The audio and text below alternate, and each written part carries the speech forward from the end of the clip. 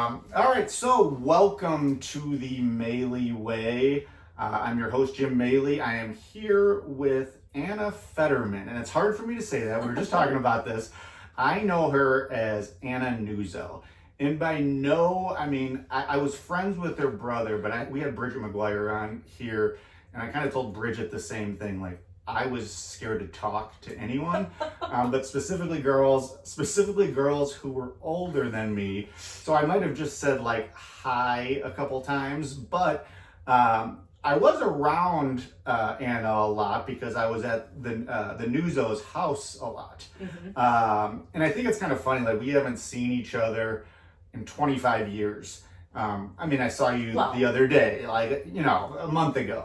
But that was like the first time in 25 years, and I kind of think it's funny that, something like mental health and something like this thing has kind of brought us together to do something that hopefully can help some people out there and hopefully help us as well. So I wanted to thank Anna for coming on the Maley Way Podcast. Of course. When I saw you were doing, that you were speaking and that you were doing a podcast, I think I messaged you right away, like, oh, you need a guest? Yes, yeah. I've got a lot to say. Yeah. So no, and I appreciate, I just think it's cool that you're going to come on to talk about stuff like this because I think it's important. I love the fact, and I'll get into it too, but I like that you're a teacher too, mm-hmm. and you're a teacher of younger kids because I do think, I'm kind of doing this now where I'm talking to, my students about stuff like this. And I know we're going to get into this in a little bit, but I know you kind of had told me that you open up to your students. Mm-hmm. And I think it's cool, especially to do it at a younger age. Obviously, you have to kind of be mindful of how you talk about things, but I think it's important. Yeah. And I can see the kids benefit from it, even if I'm just like saying something offhandedly. Yeah. It's nice. Yeah. No, it's and I'm sure, we'll get into more, but I'm sure it helps you as well talking about stuff, to your kids. Yes. Yeah. Absolutely. Now, before we kind of get into, our connection a little bit and how we know each other, I wanted to talk about like your family and what I remember. Here's two things. These are, and we talked about it earlier before we came on. I talked about Anna's parents are both very high energy, loud, funny, and like just very friendly people. And I always like felt comfortable at your house because you never know. Yeah, no, they're just good people and they're funny. I like funny people, and I thought both of your parents were very funny people. Like, and I liked being around them. But the two things that I remember from your house. Oh boy. Okay, it's stupid things. But you guys had a tire swing, right? God, I forgot we had a tire swing. Yeah, and like a long it was a very probably high not tree. Yeah, probably not up to code. No, definitely. And we would like throw footballs through there, baseballs, but we would also do like some of the most dangerous stuff on that thing. And I remember that, but here's the other thing that I remember. Your family was the first family that I knew of to get AOL. Shut up. And you were the That's first. Excellent. And so we would go over there, like me, Matt Brosnan, your brother Joe, and we just loved, this is creepy, but we would go on to like the chat rooms, which were like the thing back then. And it was like our form of like prank calling. Yeah, like, oh my gosh. Yeah, yes. your brother Joe would do it more, Matt Brosnan. And I would just be there like giggling and like maybe throw some ideas, but like I wouldn't do it because I was scared to do it. But like, I remember that your family was the first. Do you remember that? Believe me, I was obsessed with AOL. And then the worst thing about it for, younger people listening, that if ever the phone rang or like if you had to, and then it would like cut you off of it because you had to follow, right? Like on the phone line. And I used to pretend, Bridget McGuire, who was on here. Oh, yes. She would probably remember. I used to pretend I was Jonathan Taylor Thomas. If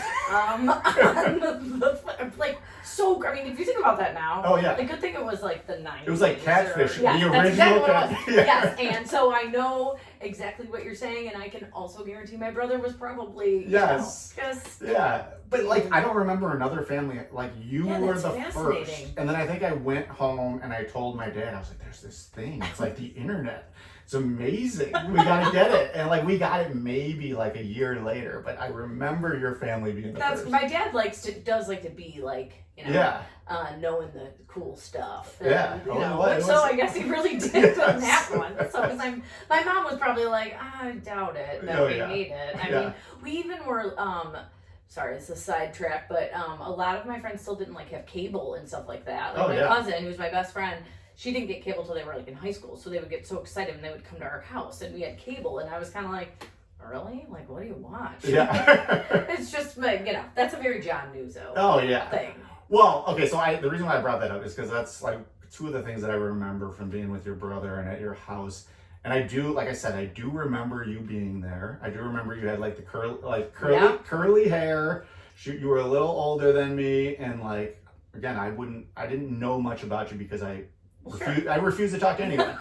So what I wanted you to start out with is like, can you explain like what you were like as a young person before like you had like that, which we'll talk about before my dark ages. Yes, for sure. I was in all honesty, I was pretty personable, and I had no problem talking to pretty much anybody. I can see that with your parents. Yes, exactly. And my parents, I was the oldest. I mean, I'm only 2 years older than you and my brother, but still, you're just like around adults more. I was like the oldest of my parents, I think, of their friends' kids, and so I was just always around, whether they wanted me to be or not. Mm-hmm. And I gotta be honest, really happy. Like I just was. I played volleyball, basketball. I had a great time at St. John's, and I had a lot of friends that I still have now. I'm friends with my St. John's people.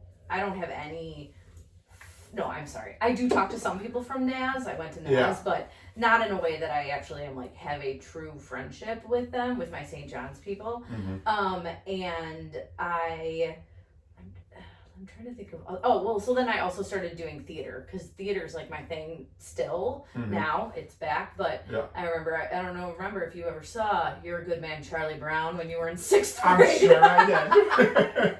And my brother and I were close. We were friends. I mean, we were siblings that fought all the time. Mm-hmm. And my biggest focus at a lot of that time was having a younger sibling, specifically sister. And so eventually Serafina was born when I was like 9, mm-hmm. and that brought me a whole other level of like excitement and joy and pretending I was in charge of everything, because that's what I did. And then at NAS freshman and sophomore year, where I was in plays, I was on dance team, school was good. Like, I mean, there were some things I struggled for. I'm making it sound like I had this like sweet, easy life, but it kind of was. I kind of lived in my own world of like, oh my gosh, like my parents love each other, they love me, and there's not a lot of trauma. My dad's mom died when I was in 6th grade, and that really was like a heartbreaking thing for me. And it still is, even though I was 12. Yeah. But you never know. Yeah. But really, other than that, I was great. Yeah. No. Well, I think that's kind of for me the same thing. But I also think that because of that, it was hard for me to like admit I might have had an issue. It was hard for me to admit that I needed help with something, because I was like thinking, well, I mean, I have a pretty good deal going on. Like, how could I be like this? Did you ever get that going on? I mean, I don't know. Do you want me to? Yeah. Do you want me to get into it? No. Well, okay. Let's get into like when that moment. I think you were 15 years old when you were. So this whole thing is like a weird combo of depression, anxiety, and epilepsy. Mm-hmm. And so like there are a couple reasons why. The main one being like I wanted to talk to you about depression and anxiety so other people could hear about it. But epilepsy is another thing that like really people don't. I mean, we finally do as teachers learn about it a bit, but it's not really talked about that much. So anyway, when I was 15, I was in Annie, the spring musical, obviously, and I was like on stage, and I used to have these weird like out of body type experiences where I would be in the hallway, and it was so weird. Like everyone would be really, really big, and I would feel really tiny, or I would feel like huge, and everyone would be really tiny. And I was kind of like, this moment, is before this moment. So it had been like happening, and I remember telling my dad, and my dad was like, "That's cool," like, which I could see your dad saying exactly, yeah, and it was, but it was also like, I don't know if this is normal. So I was at a rehearsal, and I was like in a scene, and all of a sudden my mind just went like blank. Like it wasn't a typical like, oh my god, I'm in a play and I forgot my line. It was like I feel like I'm in a whole new world of like, my brain was like, this is a weird outside of my head, and I knew where I was, and in my head I knew I knew what the line was, but I couldn't say it. I couldn't verbalize it, and it lasted probably like a minute, and I remember the director was kind of like, what's happening, because it's just weird, like it almost looked like I spaced out, but at like a really inconvenient time, and so then that's what begins like this entire journey. Yes, journey. The dark journey. Yeah, exactly. So my mom and I had said like, Mom, this sometimes happens and it's just not right. And so my mom was like, why don't we go to a doctor? And the doctor was like, I don't know, seems fine. And so then we went to a neurologist, and they, I had an EEG and an MRI, and they were like, you have epilepsy, so you're having seizures.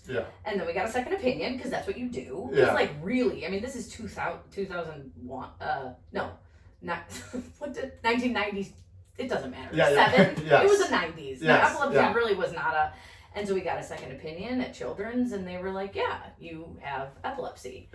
And so I found out that I had epilepsy when I, like, very close to my 16th birthday, and you can't drive when you have epilepsy. And so it was like, okay, well, I'm turning 16. I should get my license, but now I can't drive. Oh, that sucks, Yeah. I mean, because that's like a huge milestone. Wait for at the time. And, but it happened like kind of quickly. They were like, all right, we're going to put you on medicine, and hopefully it'll fix it. Well, I was put on Tegretol. I don't know if you've ever, no, it doesn't. I don't know, I'm not a doctor, but Tegretol is a medicine I don't think that is used like ever anymore, because it started giving me like stabbing headaches and pains and all this stuff. And so after like a month, they were like, all right, you don't need to be on, let's try a different one. So Depakote, which is, no one should ever be on it. I'm looking right at the screen. Because Depakote is the problem that caused, I don't want to say all of it, but most of my depression and things. So they put me on Depakote saying it was going to stop my seizures from happening. And it kind of just maybe it did stop my seizures. There's another part to that, but I just became like comatose. Like I had my like excited, overzealous, talkative, smiley personality just kind of like melted away. And my dad will always say, and actually I called my parents today to ask them about my experience, and my dad will always say I was more ready to go to college sophomore year of high school than I was senior year, when you normally go. And it not only, it also caused like really bad weight gain. And I was like, played soccer on the dance team. I was very active, but it just kept like adding on the pounds. And my depression, I'm a weird depressed person, because I like was still involved in things, but I was depressed. No, I know exactly what you mean. My dad always said I was addicted to sign-up sheets, and while that addiction got a little less, I still was in high school, still in the plays and things like that. But you could see like a complete difference in the personality that I had. And so, what did your performance, like in the plays or in sports, did that suffer, or were you able to like kind of? And actually this could come up later too, but I think that my performance didn't, I mean, maybe it suffered because like maybe it could have been better, but I've always felt more comfortable on stage because you're not yourself. Yes. So even now when I do a show, it's like, oh, right, I'm a character. I mean, sure, people are here to see me in it, but I'm a totally different person, and I can be this person, and I don't feel as self-conscious or whatever because I'm on stage. Yeah. And I mean, I still played soccer. I wasn't ever I don't know how I played soccer through mass. I mean, I was fine, but it seemed like I still, at that time, had some energy enough to do well. Yeah. And then, side note, I was then senior year, I think it was, or junior year, mom of a friend of mine was a nurse and a neurologist, and she was like, I don't know, this doesn't really seem like epilepsy. And I was like, okay. She said, why don't you go to this doctor at Loyola and he'll check you out. So I remember I went, they gave me an EEG, but it was like a very short EEG. Like for epilepsy wise, you just kind of, if you get an EEG, that's the one that you like stick wires on your heads and they do your brain waves. You have to just like hope you have a seizure. But you do kind of have to hope you have a seizure while you're on it, or else it's really kind of hard to tell. And, I didn't on that one, and then this doctor was like, you don't have epilepsy. He was like, you are you like hyperventilate and are anxious. So my mom, talk about like look, I told my parents I would put this disclaimer in here. My parents did everything they possibly could. So like if I say like, oh, they disappointed me, I mean, I get it. That's my point, you know. I just feel like I should say that. And so my mom was like, what do you mean? Like, my daughter has been on anti-seizure medication for 2 years. One is completely like ruining her, and now she doesn't have it. And she went after the doctors. She just wanted to know, like, why would you be misdiagnosed? Went after the original doctor. Yeah. Okay. Whereas like this other guy was then like the hero who stopped me. Okay, so you would think then, just like they weaned me off Depakote, that it would be, everything would be great and it would be fixed. Well, no. So senior year of high school, towards spring, is when it really got to be the worst. I begged my parents not to make me go to college. I went to Iowa freshman year, and I was like, I'm not ready. I can't leave. Like, please don't make me go. And, you know, I'm the oldest. That's what you did. I go to college. And I think they thought, and I was like, I had a boyfriend. I think they thought I wanted to like stay here because he was younger than me. And I think they thought, no, like, just go and you're just got that like beginner, you know, nerves, and which a lot of people do. And so they thought, like, you'll go and it'll take a couple weeks and you'll be fine. You'll have a great time. Well, that was not the case. I would, some of the things I remember from freshman year where I would sit in the hallway. I didn't have a cell phone because it was like we didn't have them then. So I would sit on like a cordless phone in the hallway and talk to, I can't even remember, and just like cry.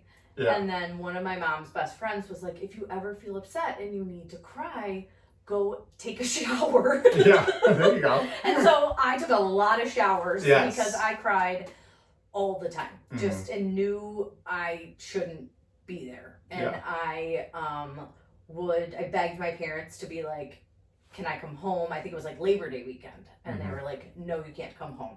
Thinking that like, if I came home, then I would want to stay or I wouldn't want to leave. And it just wasn't necessary. So just like, and...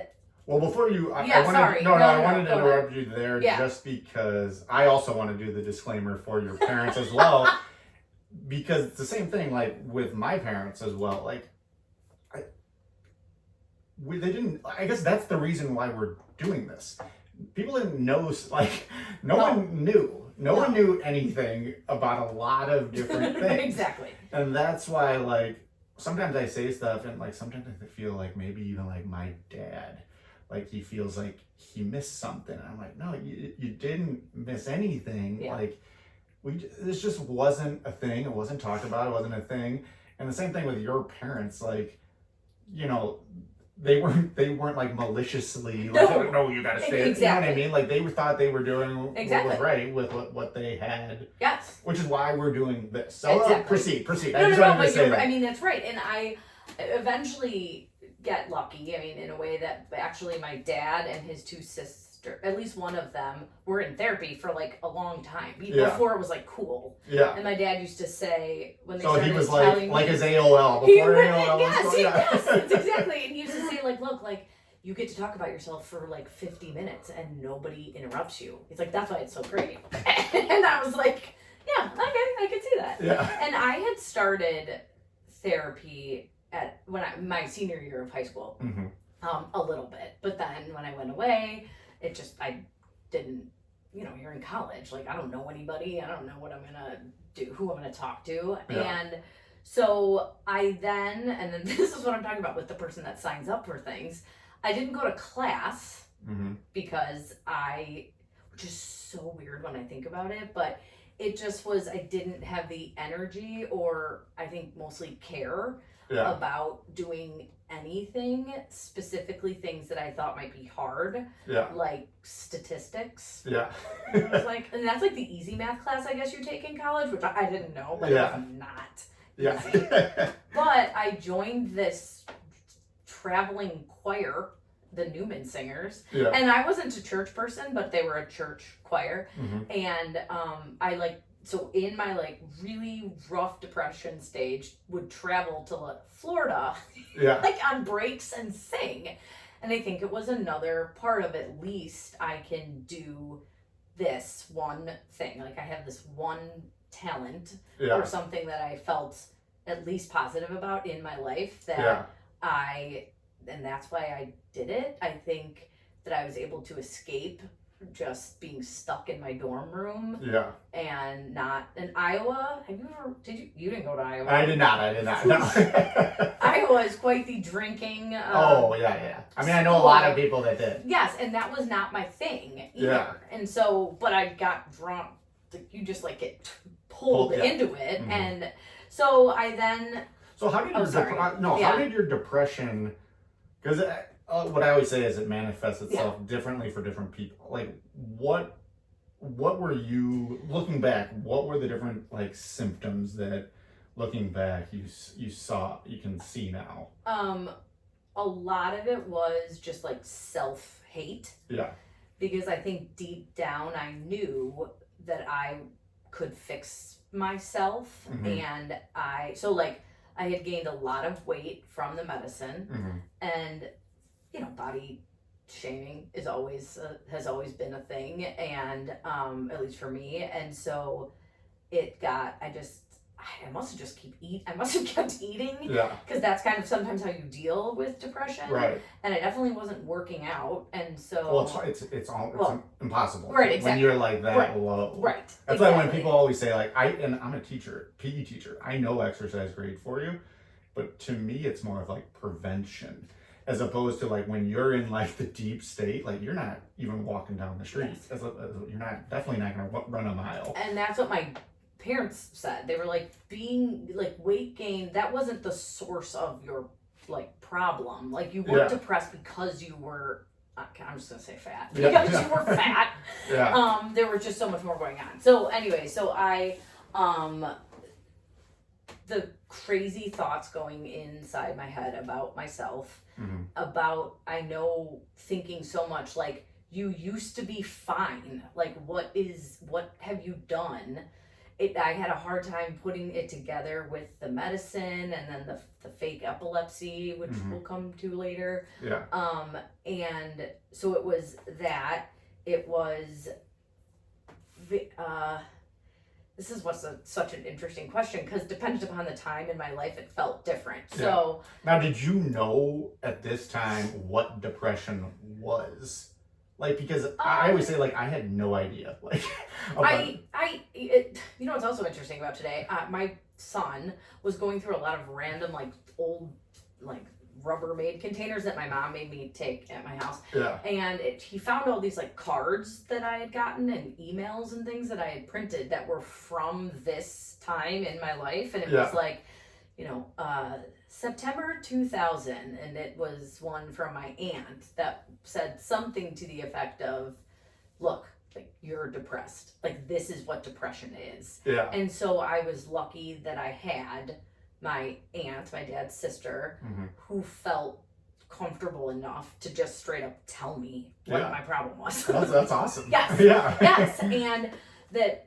And she continued to talk to me about it and always said, both of my dad's sister, like, you can call me and tell me anything. Like, anything that happens, if you're embarrassed, if you're worried, if it's illegal, I don't know, something happened, come and tell us. Yeah. So then, did you ever see Felicity? I know what's Carrie Russell. Yes. Okay. So I had hair like Carrie Russell. Yes. And so did your sister. So did my sister. Curly Sue. Exactly. And Felicity was out like around my time in college, and she cut off all her hair it was like my favorite TV show, but going into her sophomore year of college. Yeah. And it ruined the show. Like, that's what made the show only lasted 4 years, and everybody says it's because they cut off her hair. Yeah. Well, me in a state of like complete look, I'm going to show you like how bad it is, because my parents were still kind of like, no, stay, it'll be fine. I went to an Iowa City mall and had them cut off all my hair. Oh my God. It was real. Yeah. Yeah. So, and then I told my parents when they came to see it, I said, please let me come home. It was like the semester. I said, please don't make me stay here. Like, I had my GPA was like a 1 point something. Yeah, right.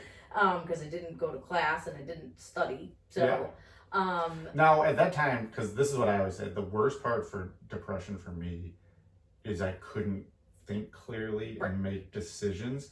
Is that why you didn't go to class? Like, didn't study because you couldn't? Like, it was just like, should I go? Should I not go? Why would I go? I'm not in a good place anyway, so I have an excuse. I remember I was in a stage, because I was a theater minor, and so I did like a stage direction show, and I missed it for like weeks, and then I somehow told the professor I had mono, and they believed me, and so I didn't fail. Like, I was a very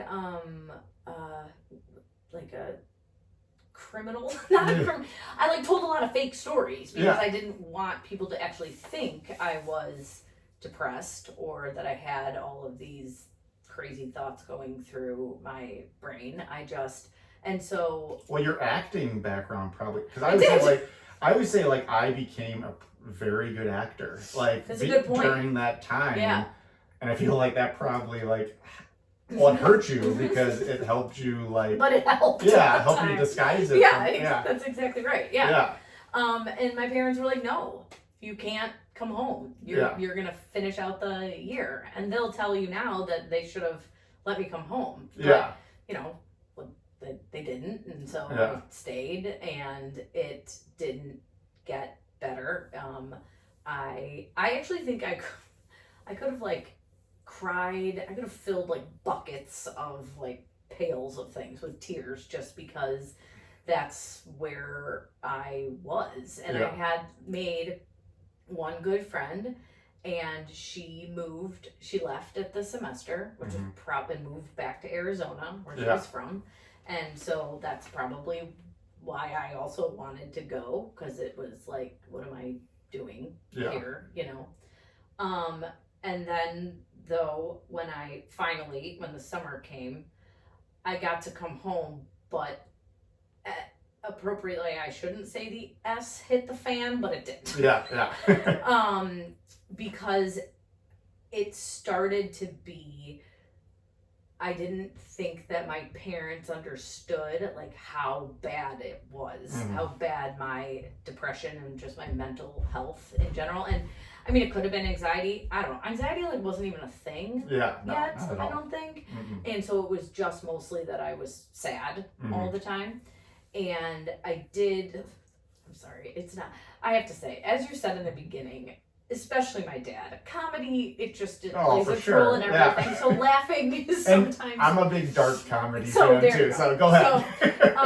So I went to Arizona and got a tattoo just because that's what I want. I knew my parents wouldn't like it, and so I was gonna keep it the secret. And then I told them, and they were pissed. Yeah. But then, even better, I went out one night and got my eyebrow pierced, and my grandpa, I think it was my dad's dad, was coming over the next day, and it was the tattoo that I got home and wrote a note. I got a tattoo. This was at 1 a.m. So when they woke up, then they saw the note. I got a tattoo. So this is things that I am afraid that I don't want to tell my parents I got a tattoo now. I did, but I just did stuff that I never would have thought I would be able to do because I started just going against whatever I thought my parents might want me to be doing. And so I got my tattoo or my eyebrow pierced at midnight. And the next morning my mom woke me up. I think it was my mom at 6 a.m. and was like, your grandpa is coming over and he's going to be mad. And so I took it out. Okay. Because then what would happen is I would then just be so scared and feel so bad that I then was disappointing people that I would then spiral into a crying fit. So it's my depression went from I'm gonna do a bunch of stuff. I stole stuff. Don't tell people. No, I won't. And I would do that as a act out, I guess. And then I would, it was almost it was a high for me. I'm going to get a tattoo. I'm going to get a piercing. I'm going to steal something from, I can't even remember where. Now, when you stole stuff, did you want to get caught? You know what I mean? You want to get caught so then maybe people could realize. Okay, so what eventually I did was my parents were in Wisconsin. We had a lake house and I was home and I got out a knife, but a normal knife. And was you know what? Now they're gonna see. And so I cut my wrist, but didn't cut it really. And I didn't actually want to kill myself. But just wanted them to see. Yeah. And so then I called them and was I know you're not here, but I just I think my poor brother and sister. Yeah. When I moved home, it was a bit of a, and I called them and I was I just tried to kill myself. I cut my wrists. Now what are you going to do? Yeah. And they came home. Yeah. You can imagine. And I think it finally was okay, wow, this is bigger than we thought it might be. And believe me, they knew it was bad. It's not they, I would, just be out because I did have friends that it's probably better I'm not friends with them anymore, but they were people I needed at the time just because I felt comfortable with myself with them. But I smoked a lot of cigs and drank a lot of coffee and with them, but didn't get any more mature or anything. And I remember my parents came home and I was kind of you didn't have to come home. I was kind of a sarcastic a-hole. And I still sort of am, but it was just I just was messing with them, I think. And I never, truly now, if I acted like that to them, I would be so worried that they were going to be mad at me. And it's my mom at this point is kind of can't do anything else. And so, and I will say though that I had been going to therapy ever since I got home this summer. I had been going to the same therapist who I really liked, and my mom would come to therapy with me sometimes. This was before that moment. This was before that moment, and so. So was it not working? I guess not, which is. But this is part of my disclaimer of I think that. While my mom or my dad would come with me to therapy sometimes, I think I still felt they really didn't get it. And so it was almost I needed some like official recognition maybe from my parents. Yeah. And I think that, well, what I know is my parents didn't really want to show me at the time of, if you go back to being 16 and being diagnosed with epilepsy, they didn't, you're a parent. I'm a parent. You don't want to show your kid that you're so sad for them or that you're so worried about them. Right. To them, because, and when I came home from Iowa, they knew it was bad, but I think, and they will tell me even now, they didn't think it would help if they like sat down and were like, am I making sense? That they were like, yeah, this is a big problem and we're really worried about you. No, and like, I think you make a good point too about like, they did, like, that's almost why I think I'm doing what I'm doing now. When you said they didn't get it, like, that's how I felt, and that's why I needed like my mom to finally like tell me her story. I needed to know that, oh, that person gets it. And that's why like I talk in front of schools and even at my own school with students, because I want them to know that like I don't just like get what I see in a textbook. Like I know. And like, you know what I mean? And it's tough. It's tough That's a good point. It's tough when people maybe haven't gone through it themselves. Right. So that was or it's like they did, but it was like the 60s and the 70s, right. And so you really didn't know, and you like smoked a lot of weed Mm-hmm. and whatever, and it fixed itself. I mean, but you're right, and your mom, because I've listened to your episodes, telling you about her story had to make you feel like significantly more comfortable than for sure. Like I mean, it was that was 100% the only reason why I would have ever gotten help. Yeah. Is I needed someone that I knew that I was close to actually say it, because I was like, oh, you're a wuss, you're a wimp, you're a blah blah blah, you're this, you're that, you're that. But then like when you knew her, like she was like a super personable, oh my gosh, yes. That's probably why I didn't talk at all, because she was talking all the time. I mean, there was never, and look, like she was a sub. I mean, but she was also your mom, more specifically. Yeah. More importantly, and she just always was smiling. So if you ever someone's like, who do you think was super like depressed or had any kind of like mental health that you struggle, would have never thought her. She would never have been any of the guesses. Right. Ever. So that's why it was good for me to hear, Yeah. And even for you saying this right now, all this stuff, like you doing these things, but now you're like a successful teacher.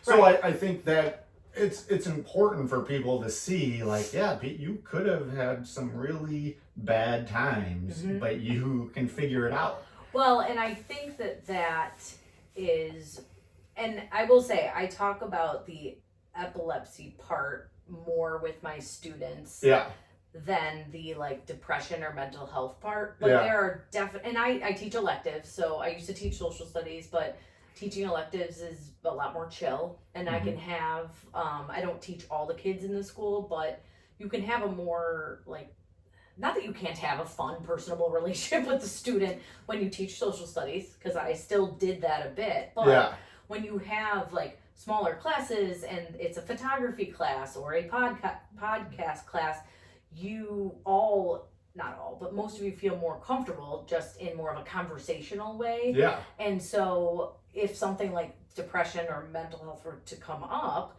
I definitely say like refer to things that have happened to me, because you never know, as you've said in so many of your podcasts, but also shows, like who could be and doesn't even know what's going on. Plus, it's like adolescence. Oof. Oh God! Yeah. I mean, it's just like I can't believe I made it through that. Yeah, right. Without, like, like that being the worst part.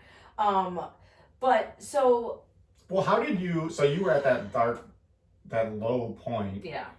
How did you get out of it? So I called my parents today and I was like, I'm going, like Jimmy Maley is interviewing me, and do you know how I got out of it? Yeah. And because you do kind of think sometimes like, yep, and one day I woke up and it was just totally fine. Yeah, right, yeah. And my dad reminded me like it was a minute by minute or day by day like, he didn't say recovery, but you didn't just wake up one morning. Yeah. He said so I started on that Depakote when I was 16, mm-hmm. and now I'm 19. So like it was pretty quick. Yeah. I went downhill real fast, and he said, he was like, but oftentimes as fast as it can start, it takes even longer for it to get better. Yeah. And they were both saying, and they were like, something just kind of like clicked. Yeah. I will say, medicine also really helped. Okay, good. Not good. No, good. No. Yes. I know there's a lot of people who are like anti, and I might have been too, but then like I always say, like, when I first went to the psychiatrist down at Rush Hospital, like they were like, Jim, like, this is something that's going on. It's something in your brain. Like, because there wasn't anything bad going on. They were just like, it's something in your brain. We're going to get you on medication. And for like 3 weeks, I was like, this guy doesn't know what the hell he's talking about. I was like, well, sure. Yeah. Because it didn't. But then all of a sudden, it was like something clicked. And like, I'm not saying it was like immediately, I'm not the greatest. Right. But like, it clicked. And it was helpful. And I always say that, like, I'm not going to sit here and say, like, hey, everybody needs to be on. No, right. It's different for different people. But for me, and it sounds like for you, it was helpful. Yes, because, and I started it around, so that sophomore year, I was taking classes at COD, and so at least I was, like, had a purpose of something. But I also, like, worked at Starbucks, and so was living a life, but one that was, controlled by depression. And so I do things in semesters, but basically like that second semester of sophomore year at College of DuPage, I had started on Prozac. Yeah. It's like the one people start with, and had been going to therapy, and I think it made a huge difference. And there was it must have been like the conversation I had with the psychiatrist that explained it like medically, like, okay, this is the brain and this is what could be is most likely happening. And so if you go on this, it will start to get better. And so that is what helped. But I think also maybe just hearing that I was doing something that was on the way to like recovery might have helped too. It gave me energy to do just go on walks. I mean, there were moments of I forgot about this one. I forget about a lot of it. Of my bad time as the dark ages where, I had gained a lot of weight. And my parents were like, why don't we run or something? And I was like, fine. But this is another one where it's like, Mom, okay, everybody loves you. I remember them being like, we're going to run in the morning, and if you don't run with us, like this many days, then you're going to get like grounded or something. It was just like the worst. We've talked about it a lot. But it was, that is helpful, like, for the mental health side. Absolutely. I know that. And that was their point, and they knew I needed it, and they knew I was going to benefit greatly from it. And so there was a morning where I didn't wake up because I complained about it every single day and I didn't want to do it. And I then like eventually like got up, freaked out that I was going to get in trouble, and like sprinted around Western Springs trying to find them. I was a mess. It was an embarrassment. It really was. I know I'm laughing, but I wouldn't be surprised if my parents were super embarrassed of me. I mean, that's not what you want to see. You don't want to see your like large 18-year-old sprinting around the town that you live, like searching for you, crying while, it's a real public experience. And so, but I think COD helped. Because it was then that I sort of figured out, I had a professor that I really liked. I don't even remember what she taught, or what her name was, but I remember her. She must have known I needed some kind of connection in an adult. And if nothing else, I think she was just like happy to see me when I came to class. I think I started participating in class, which was reminding me that I was worth something. Yeah.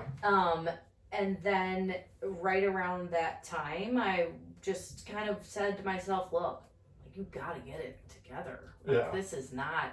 And so as the medicine was continuing to work, I then applied to Loyola. I was like, I have to do this. Like, I'm not going to be this person that just, like, loses, frankly. And I had two cousins that went to Loyola, and they were like, you'll love it. It's in the city. I learned. Did you live there, or did you commute? I lived there once I went, because I learned that Iowa was not the place for me. I can see that. It's like in the middle. Iowa's great. Go Hawkeyes. But it was, I liked cities, and I needed to learn what I liked, and I wasn't ready to go my freshman year. And so then I chose Loyola. I lived there, and this I was just remembered today when I was talking to my parents about this. I should like text her or find her on Facebook. I had a room, I like moved on campus. I was just like, here we go. Like, this is your last chance. Now, were you good at that? But were you ready at that point? Like, had you gotten yourself, okay, so here's what I was still, believe me, I still had a lot of work. To do. Well, so the medicine got you, because here's what I didn't learn until COVID, and I was like hospitalized during COVID. And oh, it was during COVID. Yeah, so it wasn't that long ago. Yeah.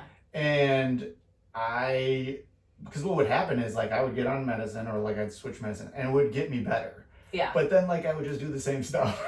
And so it wasn't until that moment where, like, they started talking about more like the self-care, like the preventative stuff, which now that's all I've been focusing on, and that prevent me from getting to that point. Because when you get to that point, like, it's hard to go exercise. It's hard to do all these self-care things when you're that low. Like, how did you, like, prevent yourself from getting back? From going backwards. I think I learned, or I don't know, I think I learned that I needed to get out of my house. Yeah. That it's not like, it wasn't, and that wasn't at that time about, like, my parents. It was just like, I'm like stuck here, and this is not a good surrounding environment, just for my own sanity. Like, nothing has happened here in a very long time, for me, for myself. And I started to, I think I had started Weight Watchers because I was like, it's time. I also remember my mom is, like, beautiful and has always been in shape, and just for herself. Like, she does it for herself. But that's not the mom you want when you're you know what I mean? It's just like, it wasn't. And so, look, was I like 100% sure I was ready to go away? No. My cousin that lived up there had talked to me and was like, look, like, we are here. Him and his wife, he had graduated, but they lived in Rogers Park, only like 2 blocks away from campus. And they were like, we're here, you can come to our house whenever you want. You only live 45 minutes from home. Yeah. So you're not going anywhere super far. And I must have just convinced myself, and with therapy as well, that I needed to get the heck out of Western Springs. Oh yeah. It was time. And it's just a fresh start. Exactly. Like a fresh start. Exactly. It probably could have been a lot of places. Right. I mean, for sure. Because I looked at Marquette and thought about going there, but then I talked to my cousin, and I was like, you know what, this is just like maybe just like the right, like, step. Yeah. And my roommate that I had at when I first started at Loyola, she was a badass. She's from New York, and she just, like, didn't give a F what anybody thought of her. And she didn't fix me, but she changed a ton. If I had lived with somebody else, I don't know if it would have worked. And because she taught me, like, look, like, you gotta do what helps you. And because I was obsessed with how people, I still am, of how people thought of me. Yeah. And I didn't want to be known as the depressed person anymore, because I was. It's why I didn't want to I was just in a show, and the first 2 weekends of October, and I forgot people listen to this, but that's okay. We had our 25-year NAS reunion. Yeah. October 3rd or whatever, and I had a show. I was so happy that I had a reason to not go, not have to go, because I just don't want. I don't know. They know me. I left them as this like fat crazy person that cried too much. Now, nobody thinks about me that much, so I don't know. But now, still, I'm just saying. To try to spin this in a positive way, though. Please do. You have gone from maybe that to like what you're like. So I think that's pretty inspiring. I it's know. inspiring. That's what my parents were like. You should, but I mean, it didn't matter because I had a show, so it didn't make no difference whatsoever. But anyway, so she left at the semester, and her boyfriend lived in New York. She wanted to go back home. They ended up getting married. I haven't like talked to her in forever, but I know her name, and as I am thinking about this, I should message her. I would like know what she's doing with her life, but you just never know like who's gonna like help. Like it was my dad on his beautiful State Farm printer paper. My dad was obsessed with laminators, like, so he had his own, and he would like send me these like top 10 things to do to feel better or whatever, and would laminate them, and then I would like put them on the wall by my bed. That's ahead of its time, laminate. No, believe me. This is a total side note. We 7th grade lost to Isaacs in the conference championship. And my dad was so upset, obviously. And my dad, there was like some Nike ad that was like a girl playing basketball, but it was all about like, even if you lose, like, I don't know, some like poem. He framed it and put the score, like printed the score of the St. Isaac's basketball game in there. So it was all I would see every day when I woke up. And we won the next year, 8th grade. Oh, so it worked. And so parents only know. The guy's a genius. And so then as Loyola went on, I did theater. I was like, I'm gonna do theater, and I met my best friend. We did stupid stuff backstage because that's what you do. And then I went to Rome, and I studied in Rome, and I think that was like the true turning point of me being more invested, liking myself a little bit more. I mean, believe me, I wasn't, perfect, but I love traveling, and I still love the fact that you can go somewhere and it's like you don't have to be you're yourself, but you don't have to live the like day to day, you just kind of do whatever you want. And when I studied in Rome for a semester, because Loyola has a school there, so it was very easy for me to just like go there and like our grades and everything like that. And I reminded myself how much I liked discovering new places. I was a history major, so it went quite well with it. I met people from all over, but I also knew that I didn't need to be friends with those people like forever. Like it was almost one of those like just like a picture or point in my life, and it was like, here I am.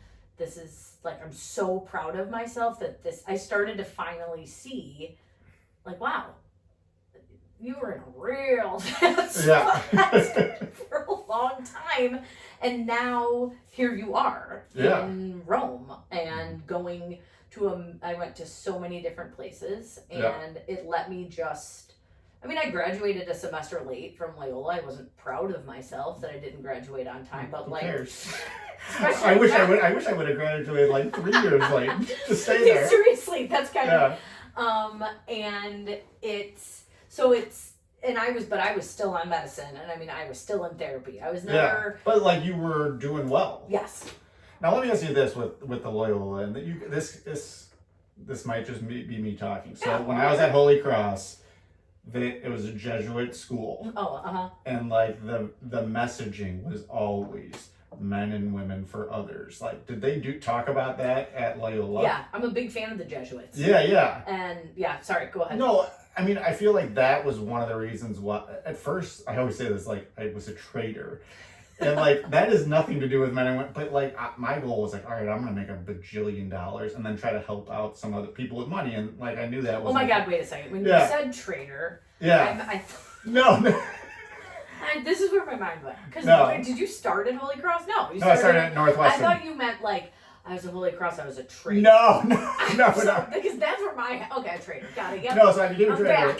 But, like, the mindset was always, like, that men and women for, like, I wanted to do something to get a bunch of money and, like, help. Yeah. And then it was like, well, now I'm going to be a teacher and coach. And, like, I felt like that was my way of doing it. Mm-hmm. And, like, now even more, like, I feel like this is my way of doing that. Was that, like, a philosophy that was ingrained in you when you were there? Yes, and it was huge. And it's when I actually decided that I was going to be a teacher. That's what I was going to add, I didn't, like, you kind of, like, got to start right away to get your undergrad teacher stuff, like, freshman year. And, I mean, you could do it, and I had come in, like, half of my sophomore year, but whatever, I was late. It was confusing what year I was. Yeah. And so I was like, I'll be a history major, and then I will become a teacher in my master's or whatever. And they very much, just the message in general,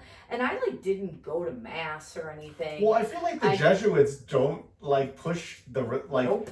not that that's bad, but, like, they don't push it, but, like, I'm not saying I'm not like a go to church type person, but I do kind of believe in, like, the principles, like, be a good person, do this, do that. Definitely the Jesuit principles. Yeah. Yes, and I think a lot of people are like, oh, you went to a Catholic college, and I'm like, no, that's not what it. I mean, I did have to take. There were philosophy and theology requirements. Yeah, right. Like my theology was not like read the Bible like I had to at NAS. Yeah, right. Yeah.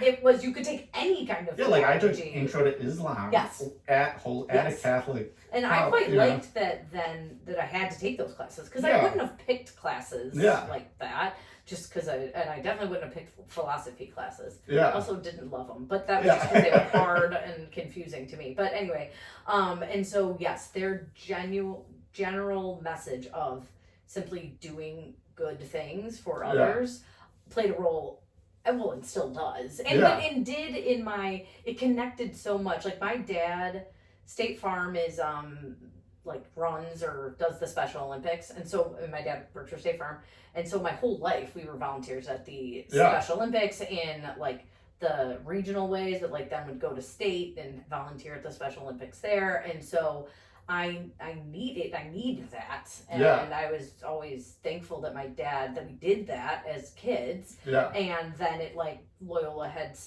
very similar thought process that I had and grew up with. Well, yeah, and I think it makes, like, that's kind of my whole, I have a little shirt for you that says the Maley Way, and it says share selfishly on the back, and, like, it's kind of that whole philosophy, like, it makes you feel, like, even by the end of this, like, you're talking about some pretty dark stuff, but by the end of this, I think you're gonna feel good. Like, oh, I love talking about it.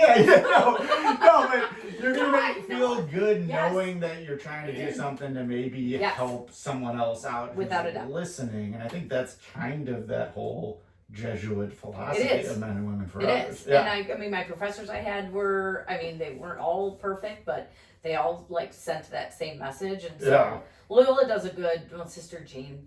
Oh yeah. Oh, I know. But my God, good for her. Yeah. It's like a life. Amazing. Exactly. Life. Yeah. So I don't know how long, but I just. No. Well, I wanted to get to, because then it came.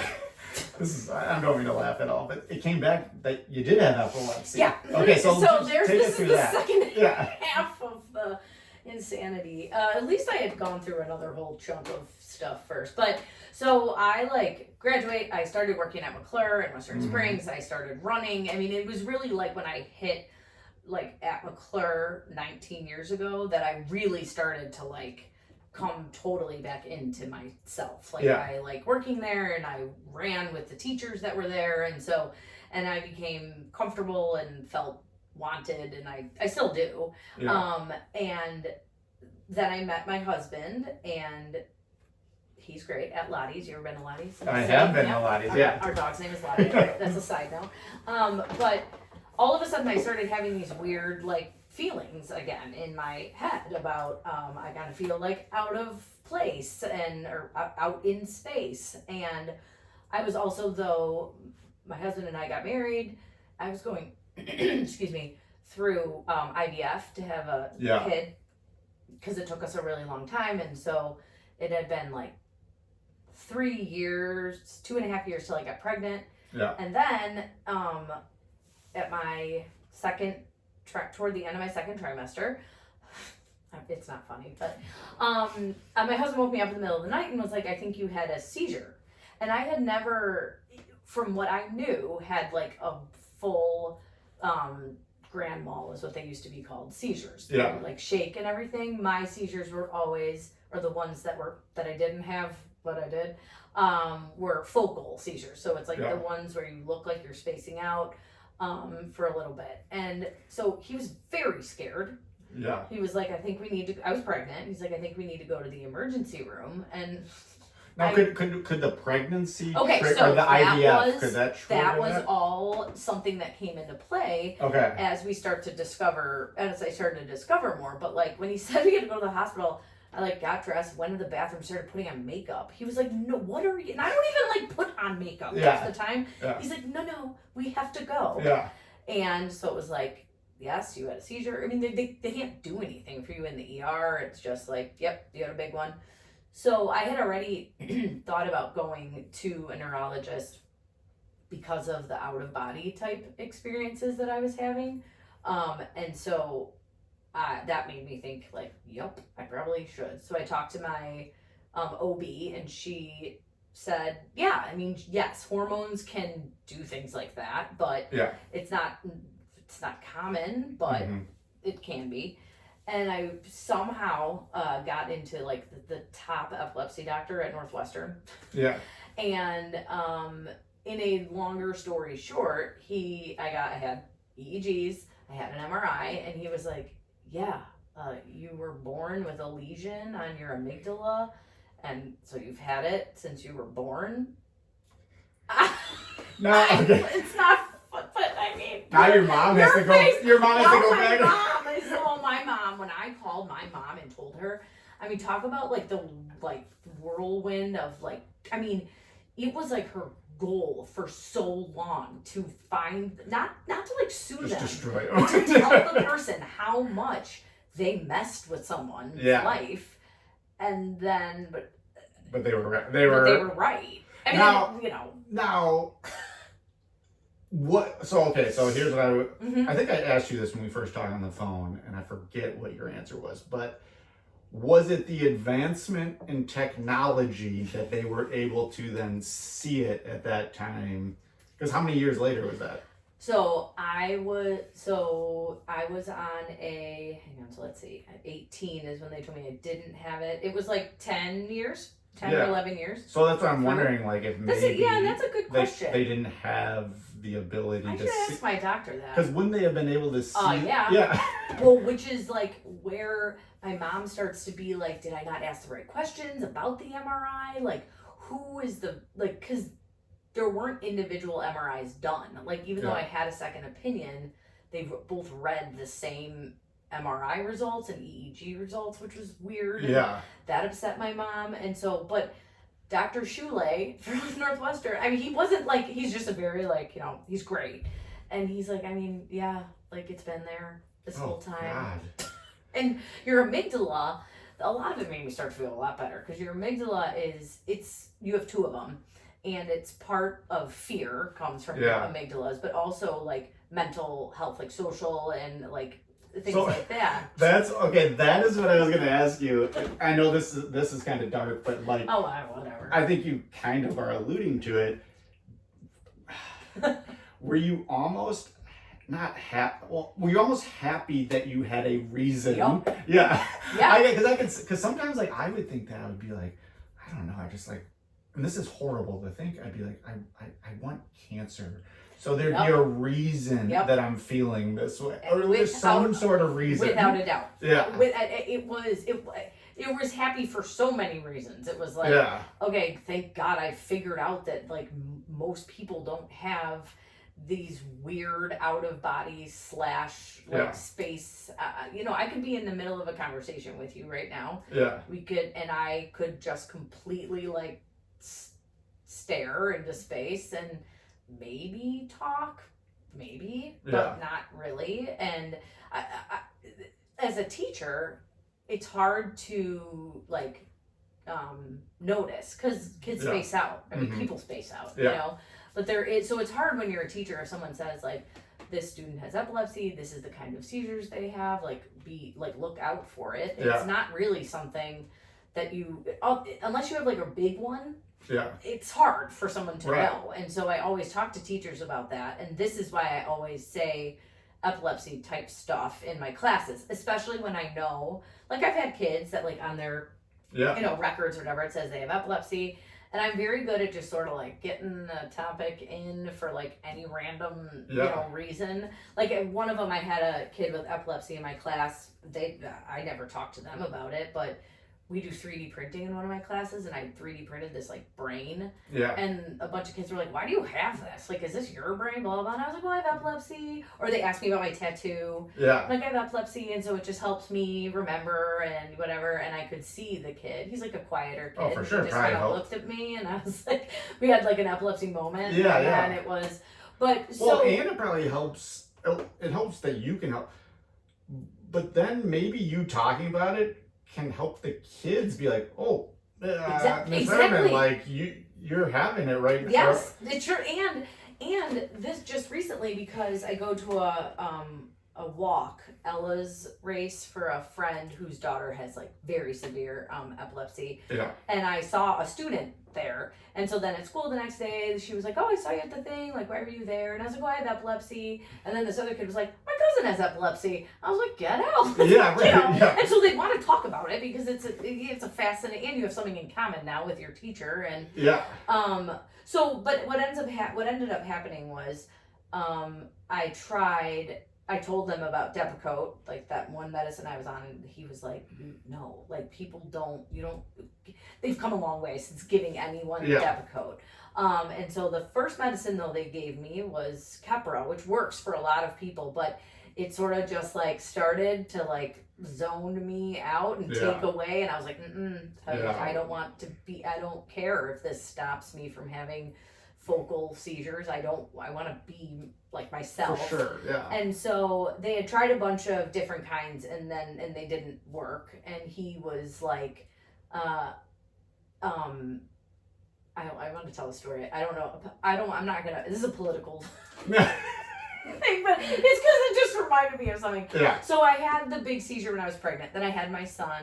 My son was a twin, and medically it wasn't going to work, and so I had to get rid of a twin, and so there was a lot going on, and so then, but then I had another big seizure while I was asleep.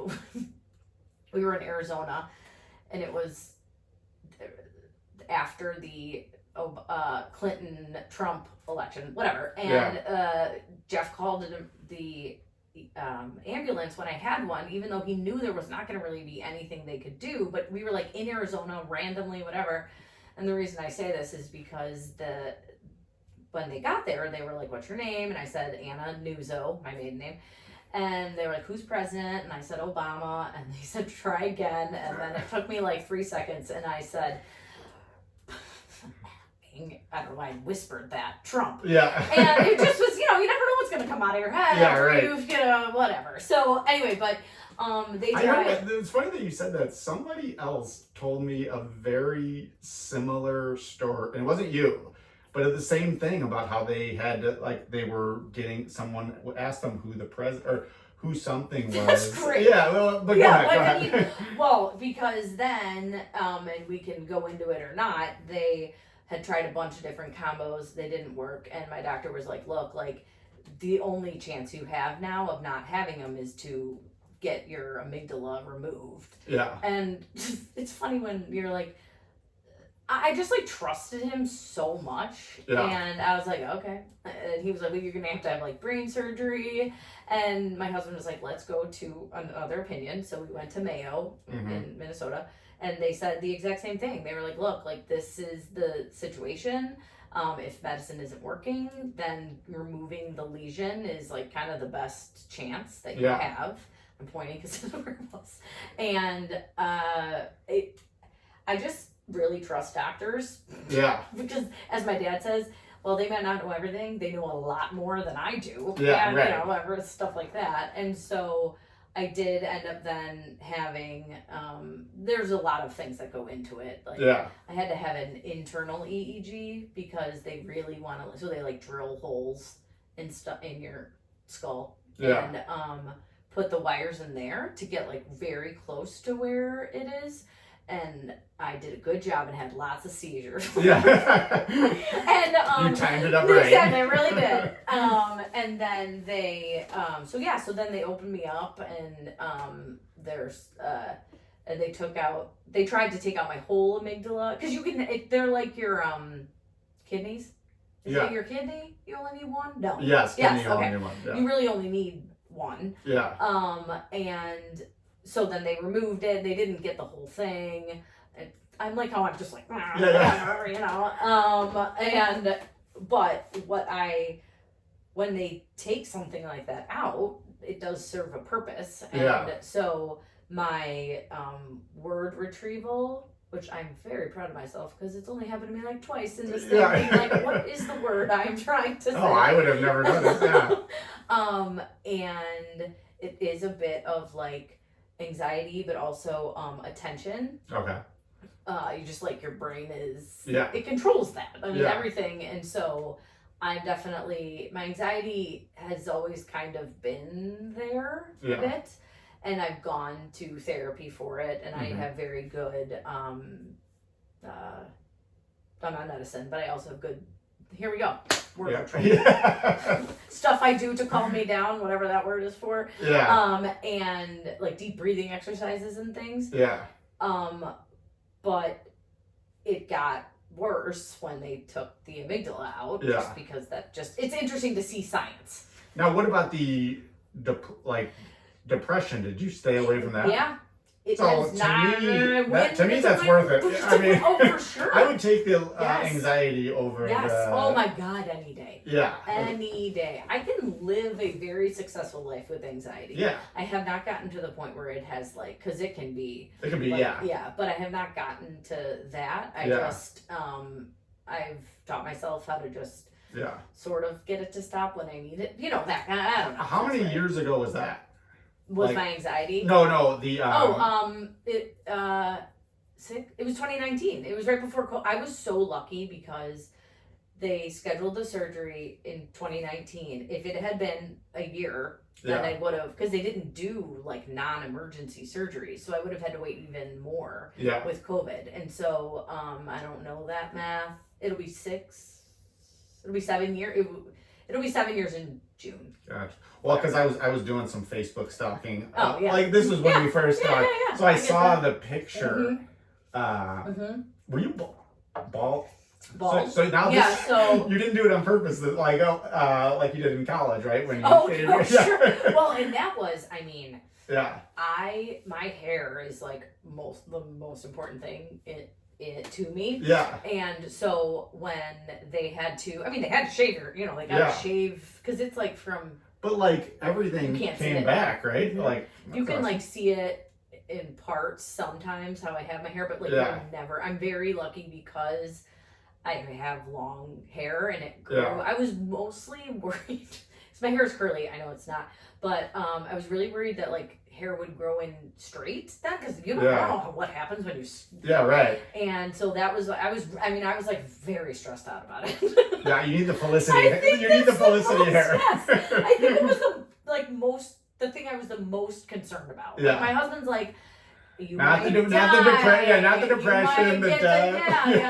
like, no, my hair, and I was lucky that it grew. Yeah. Now, did you have the seizures stopped? So, or at least lessened? They have lessened a lot, and I, because of, the fact that they had to, I mean, this could get real. Like, I was bleeding so much, I guess, during the surgery that they were like, we have to stop, to save my life. Yeah. And so that's why they didn't. And part of the lesion was also on my hippocampus, which is like the one that you really, really don't want to take out because it's everything. It's your verbal, it's everything. And so, because I was like, he had said initially, like, maybe after like 5 years, we can wean you off your medicine and we can see. And he told me like right away, he was like, you're never gonna not be on medicine. And I have had them very sporadically, and luckily they have been just focal ones. Yeah. Like I haven't, and then, it was, to go back for a second, when my husband like woke up to me having a seizure in bed, after that I'm like, has it seriously been 12 years and I haven't had a single, or never had, like, because I never knew of any of those. Yeah. But then I'm like, I've never shared a bed with anybody on a regular basis until now. And so, because I asked the doctor, I was like, how have I not had one of these? Or so you noticed? Probably did. And he's like, you probably did, but I guess there's also what can be called like a honeymoon phase for people, and you don't have them as often. Anyway, so I now, though, just started a new medicine, I'm on like my second month or third, and I haven't had one. And he had said it was like a newer medicine. Yeah. He's like, I think you should try it, because why not? Yeah, right.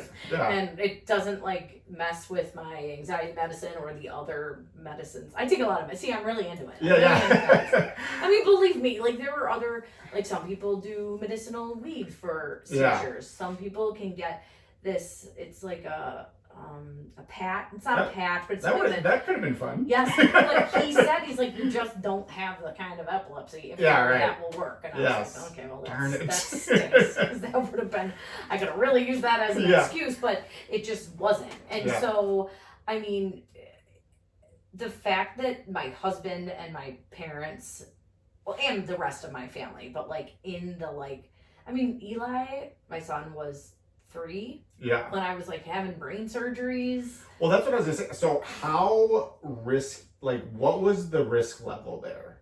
Because I think you have to do it, but I'm wondering what was the risk? Like, what did they tell you going in? Yeah, I think they said like to survive, to die, if I die. Yeah. I think they only said like 8%. 8% chance I'd die. It's still pretty high. I mean, in terms of death, that's high. Yeah, that is pretty. Yeah, I guess it is. I just But you have to do it. Right. Because you don't want to live your. That's what I always say. Like I'm on this medication now that my mother was on, and it's kind of like considered archaic. Okay. Like, and it can destroy your kidneys, and maybe it lessens my life by 15 years. But I'm like, well, I got to do it because I can't live like that. Which is a hard decision to come to. Yeah, and even 8%, which is pretty high for death. It is actually. It's pretty high, but you kind of have to do it. Like, and that's a tough decision to make. Yeah. But and it, because it really was starting to really get in the way of everything, especially with a kid. And I mean, I have very clear lack of sleep, high stress, but sleep is like my biggest one. So if I don't get a lot of sleep after a long period of time, because it's one of the things that in general that can trigger seizures, but it's one of my biggest things that triggers them. And that's a good excuse to make your husband always be the person getting up. Right, that's exactly right. Believe me. Oh, I'm tired. Sorry. What's your husband's name? Jeff. Sorry, Jeff. Believe me, I use it a lot. Yeah. I'm not gonna lie. Yeah. But you do some weird stuff when they mess with your brain. Like they put so they drilled holes and did the wire thing. And that was one of the guys. I was like, Jeff, that doesn't count as brain surgery. He's like, Anna, yes, it does. Okay, they drilled holes in your head, whatever. So then, when they were like, yes, this is where it is. Northwestern is pretty conservative, which is good, because meaning they wanted to do another test of an EEG, and this one is one where they put a sock almost type thing over the lesion or where you get them from. and they all then have like wires, so they're like so close together to make sure. Yeah. Until they did that, and like I said, the Trump comment, my mom and Jeff were actually quite worried about my like life when I got out of it from that surgery, and they were asking me questions. I mean, I couldn't. It was nuts. Yeah. And the doctor was like, trust me, like, it's fine. So it's like, what are you going to do? You got to believe him, right? Yeah, right. And it's just so, I'm so fascinated by surgeries and everything in general that then having one, you really get, I mean, I wanted them to video it and send it to me, but they didn't. Yeah. I was not happy about it, but, you know, what are you going to do? Yeah. But, yeah, it's been an interesting up and down. Yeah, but you think since then, especially from the depression standpoint. Yes. So do you? I want to ask this question about. Do you think? And I was looking it up.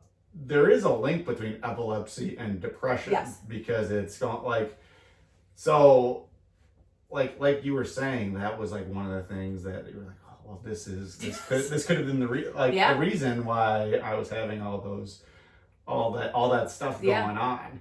Now, as a teacher and as a parent, like, obviously all that stuff is terrible. Like, you've gone through like this whole struggle, but do you in any way, do you think it's made you a better teacher and a better parent?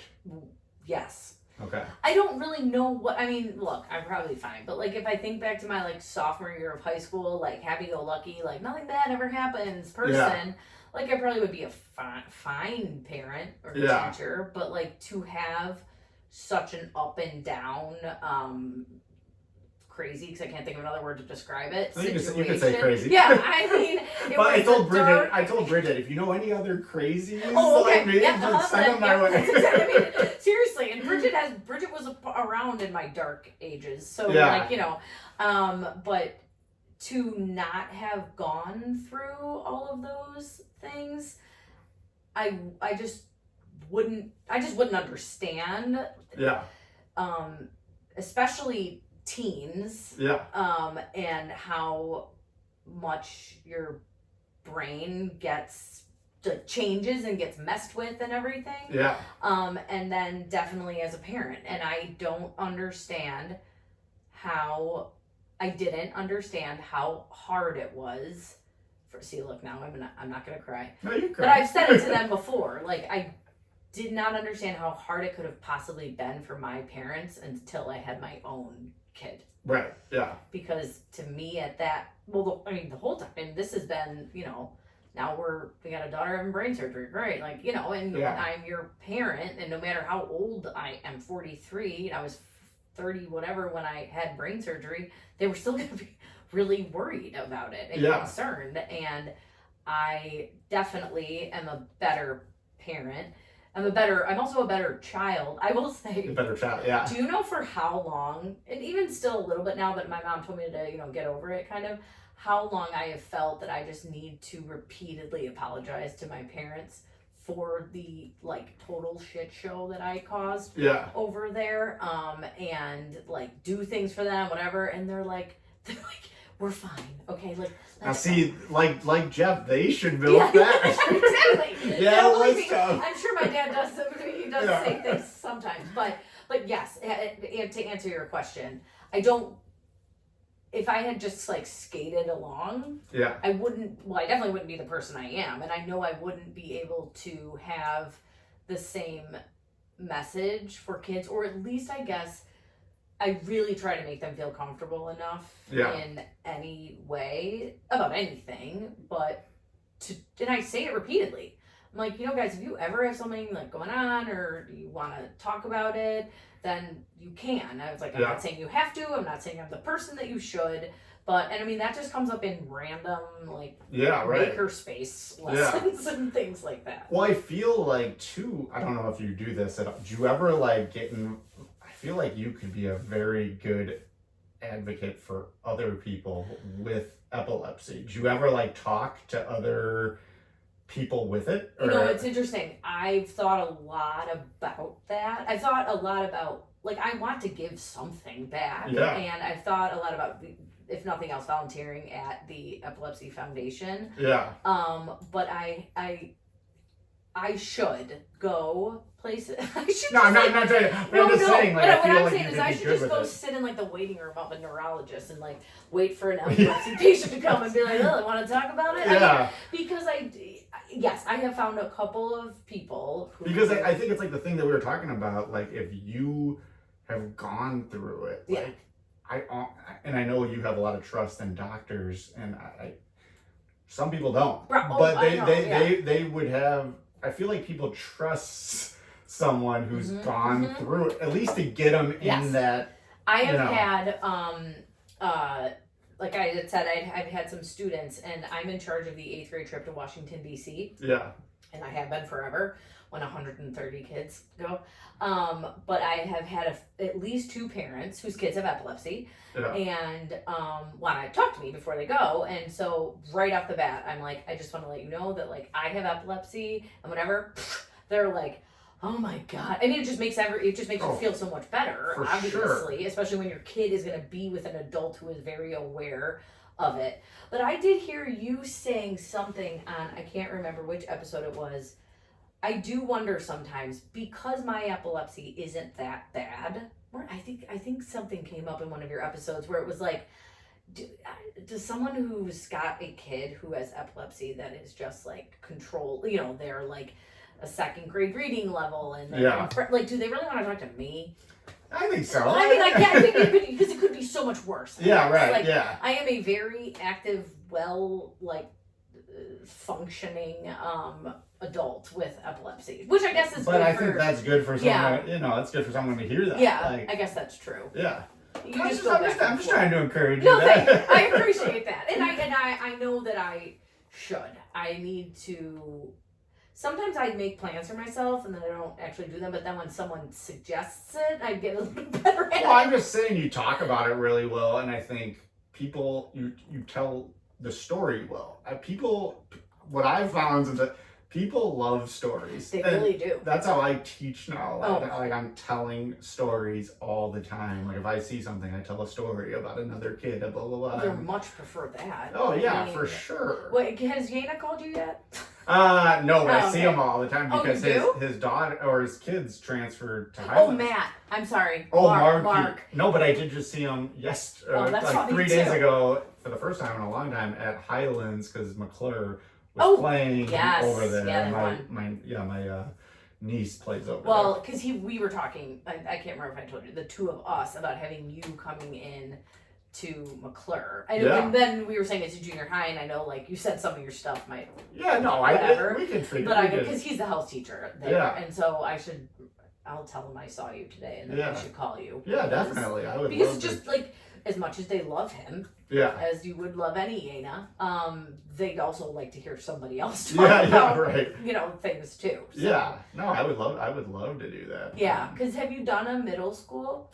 I've done like a 6 through 12. Oh, you have? School. Oh, yeah. Like a down in like rural Illinois. Oh, yeah. Which it went. Do you get a sub a lot? Do I get a sub? Yeah, like, yes. Are you gone a lot? Well, that's the thing is I only get like the 4 days. Yeah. So I have to figure out either ways to do it after school or eventually I gotta figure, I don't know, I gotta figure things out. Yeah. But my principal has been amazing. Oh, and I'm sure. Really supportive. Through the whole thing, so it's been very. Well, he's helpful. lucky that's where you live. Yeah, right. Like, meaning like he gets the really awesome speaker. Yeah, well, she. Yeah. Sorry, she. Oh, I saw that. Didn't you just interview her? No. Oh no, that was a different. No, I think I probably would though after she's officially done. I guess, yeah. Yeah. Because she's almost done. This is her last year, but she's been really great in terms of all of this, which has been very helpful. Which is huge. Yeah. And I this is just something that randomly popped in my head about kids. I will say, I mean, so I've taught for 19 years, and even just in the last like 4 years, we sometimes wonder like, God, are more kids depressed or mental health, or is it just because it's become just a much more common topic, or Yeah. that kids are getting so much more help. Like, Oh yeah, for sure. I think it's great. I mean, you don't want kids that have been outplaced or in anything, but it's like, oh my gosh, thank God. I'm so glad that you felt comfortable telling someone enough, a parent or whatever, and you're working toward. I mean, we have a social worker and a counselor, and they don't care. They're like, yeah, I'm gonna go talk to her. For sure. Whereas, like, I mean, we didn't have that at St. John's, but it would have been like so embarrassing. I feel like. Well, that's why we do something at our school called like a trust. Everybody identifies as a trusted adult. Oh yeah. Which is cool because now I've become like depressed. So I've become that, but I just think it's like really cool that because what I always say is like, you know, when I speak, I always like start it off. I'm like, I am just a gym teacher. Like I am not the professional, but I am like, I consider myself like Jerry Maguire, the depression agent. Like I'm the guy to get you to those people. Yeah. And sometimes kids need that person that they trust. They're not maybe going to go directly to the person. But if they can have someone that, you know, they know understands, and now that person can convince them, like, hey, yeah, let's go talk. Well, you have anything else you wanted to say? Any other I don't think so. Yeah. No, I'm just so happy I did this. I know. I was a little worried, and then I was like, really like, no, like people want to hear about. As much as I did say I like talking about myself. Yeah. It's true, but there is benefit for people hearing other people's stories about depression, anxiety, epilepsy, whatever it is. So I mean, you have a couple of different, and even I know you might know it, but like even the IVF stuff. Like I know that could be a whole other episode. I know someone going through that, and like it's just heartbreaking watching, and like I can just imagine how much that can affect you. Yeah, because when you think about, like, I didn't know I had epilepsy officially when I was doing it, and then, I mean, because it really, there are very clear, like, side effects of all the meds and stuff with IVF, with depression and stuff. I must have just, like, been in a better, I thank God I didn't try doing it, like, when I was in a weaker place, you know what I'm saying? Right. Yeah. You've got to really know could be coming, and that it really, I mean, because we thought for sure that was our last chance. Like the one we did, and was our doctor was kind of like, look, like I don't even remember what was wrong with me. Laughing, but that was causing it. But it was one of those like this. If it doesn't work this time, he was great because he was like, I don't want you to feel like you should just try and try and try. And so he was just being very like honest. Yeah. Like that if it doesn't work, it doesn't work. Well, that's just like I'm watching, like just like the waiting game. Yeah. That is like, that's the worst part about like any medical stuff, I think, is the waiting. Like people like getting scans done, and you're like waiting for like weeks, and it's just like, I don't know, that's gotta be so tough. Yeah, I have a friend who is fantastic, and her husband has brain cancer, and he's been doing well. I mean, the tumor's never going to go away, but like they have MRIs to see if it's getting bigger. And I don't blame him. Like he only now, the doctor says, needs to have him, I think it's like every 6 months. Yeah. But he's like so anxious, which I don't blame him, that he's like, no, I need to do it like every 3 months. Because like, I don't know how you would just wait around and just hope like 6 months. I would want to know, like, I would want to do it like monthly. Oh, yeah. Or on a regular daily basis. Like, I just get an MRI machine in my house because it's also probably cheaper. But yeah, I don't know. The IVF waiting thing, I forgot about that part because it really is like if you don't do the exact shot at this exact time or whatever. Yeah. Well, and then like nowadays it's probably like, because I think the worst part about like the waiting is then you go on the internet and now you're like typing away. Now you have every disease in the book if you go on the internet. I am very bad at that. Yeah, so am I. I'm very horrible. Bad. I did watch a video of a brain surgery before mine just because I was interested. Oh God, I could not do that. I know, my husband's like, ew. Yeah. I'm like, all right, well, maybe I should have been a a surgeon. I don't know. Right. I don't. Probably not. But I like watching it, so that's good. Well, no, I wanted to thank you for coming on. I appreciate you willing to do this. Yeah. I think do you feel better? Yes, I do. I feel great. I was very nervous. Yeah, no. Like that's what I said before. Like I think before we started talking, like I feel good after I do these things, because I feel like, you know, and I say this all the time, and I'm gonna say it there to the camera. You know, by sharing your story, not only can you help other people, but you also end up helping yourself, because that's the Maley Way. I hope I did good. Yeah, perfect. That was great. Yeah, that was good. Thank you. Yeah, that was awesome. That was really good. Yeah, good. Did you miss out on anything that you wanted to talk about, or no? I felt like I was talking too